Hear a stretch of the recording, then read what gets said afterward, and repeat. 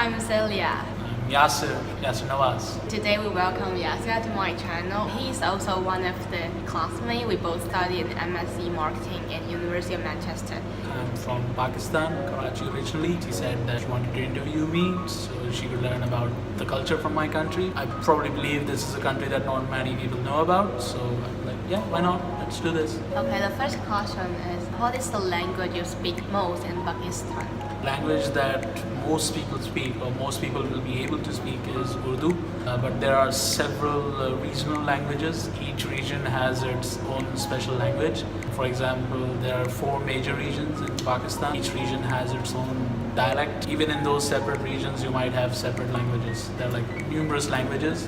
A lot of people who speak English, but Urdu is like the glue that keeps the country together. I heard that you can understand the language in India. They speak different language, it's called Hindi, but if I were to speak with an Indian, especially from the North Indian side, I can understand exactly what they're saying. They can understand what I'm saying. The major difference is when we write. The script is completely different. What is the reason that you can understand Hindi? Is it because the language origin or because the Well, both. culture? There's the cultural aspect is there because in ancient times there was a need for the soldiers of the different kingdoms to communicate with each other, so this was the common language that they spoke. And another major reason is Bollywood. Bollywood? Bollywood. The movie. Extremely popular in India, just as popular in Pakistan. There are like some words, some sentences, some phrases that are different in Urdu, in Hindi, but thanks to Bollywood, they can understand exactly what I mean when I say those phrases, and I can understand them. Just like in Taiwan, we also watch a lot of Korean or Japanese drama, so we kind of can speak like a few sentences of Korean or Japanese. Yeah, it's pretty much the same way. And I should add that India doesn't really have only one movie industry. They have Bollywood, they have numerous other movie industries for each region. So each different language has its own different film industry. So if you want to understand all the languages of India, you have this massive catalog that you can look into. Pakistan has its own film industry, although not as popular as the Indian one. Apart from the language, can you talk more about Pakistan, like religion or? Yeah, the dominant religion in Pakistan is Islam, particularly the Sunni brand of Islam. It's the religion that originates from the Arabian Peninsula, Saudi Arabia. Most of the people in Pakistan are Muslims, but you will also find Hindus, you'll also find Christians, some Buddhists. I have a question because my family, we are Buddhist. Like my grandma, she used lunar calendar. We also have similar things. Yeah, because Pakistani society is heavily influenced by the Islamic principles. There are a lot of holidays, a lot of festivals that are widely celebrated in Pakistan. They come as a result of Islam. Islam follows the lunar calendar, just like the Chinese calendar. So, although for official matters we use the Georgian calendar,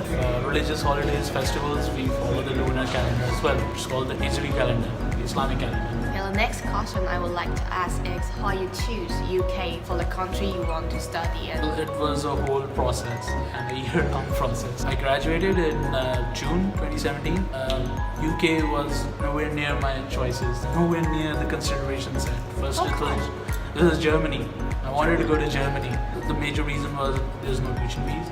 It was a lot more, you would say, inexpensive. But during October or November of last year, 2017, I realized that, okay, I might go to Germany, but there aren't any business schools there that have a higher ranking. So I might save a lot of money now, but in the future, say 10, 15 years, it might not be as helpful. So by December, I started considering some other options, and there were a lot of business schools that fit my criteria. So I decided, okay, why not the UK? I applied to Manchester, I applied to Durham, Imperial, Warwick, Edinburgh, got into all of these places. Then I talked to some alumni from these universities, looked at what they had to offer, and by February, I was like, Manchester it is.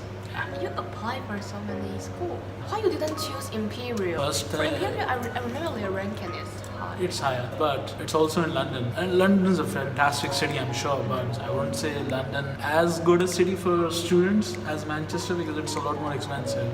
Everywhere you go, you see. For people, it's more crowded and tourists, and they didn't give me an offer for accommodation. When I got the offer letter from Manchester, they were like, we guarantee you accommodation. Yes. And the accommodation was really affordable. For Imperial, I'd have to look for my own accommodation. Manchester is a really good city. I could explore more. The nightlife is better, 10 times better.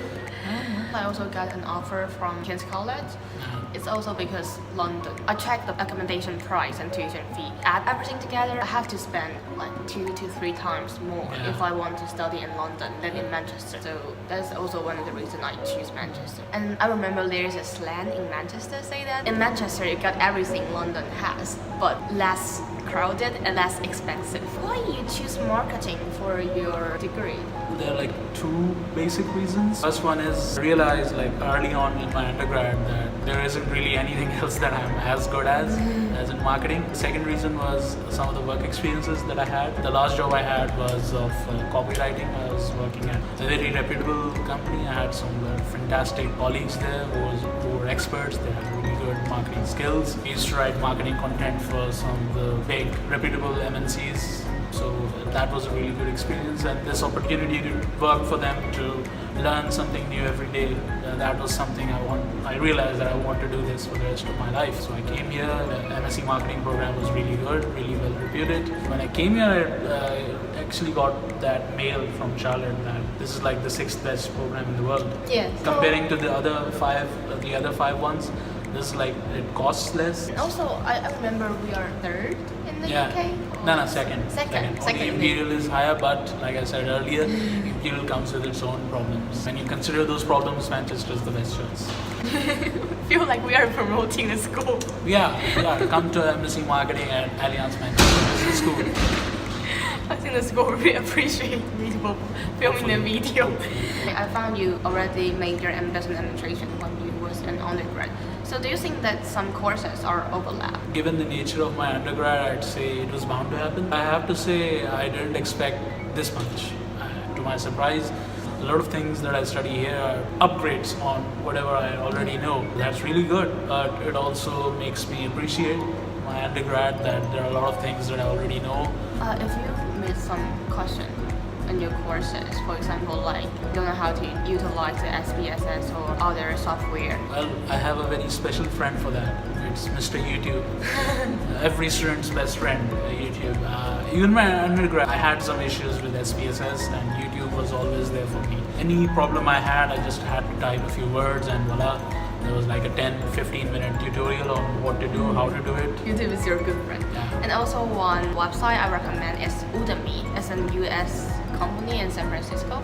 I basically learned my IELTS. I took one courses in Udemy. It's also I'll have to look into that. Yeah, I recommended that too. And the price is not that expensive. Yes, as you say that you finished all of your education in Pakistan.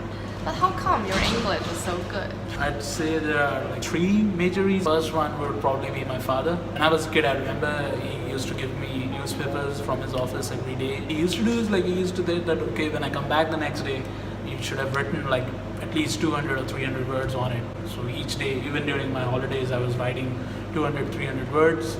That was really good for me when it comes to reading, when it comes to writing on like different aspects. The second one would probably be my job, copywriting. I had to write like 4,000 or 5,000 words every day. 4,000? Yeah, typing it out. That's a lot. It's just like an essay. That's what I used to tell like classmates. They were like 2,500 words, and I would be like, that's nothing. I used to do double that every day. Third would probably be, a lot of people do that. Video games. I used to play a lot of video games. I don't think a lot of people do video games. Yeah, because I used to turn on the subtitles, and that was really good for my listening. I mean, you see or hear people from different dialects, from different cultures, speaking in their different accents. So you get to understand people speaking English in different accents. So that was really good.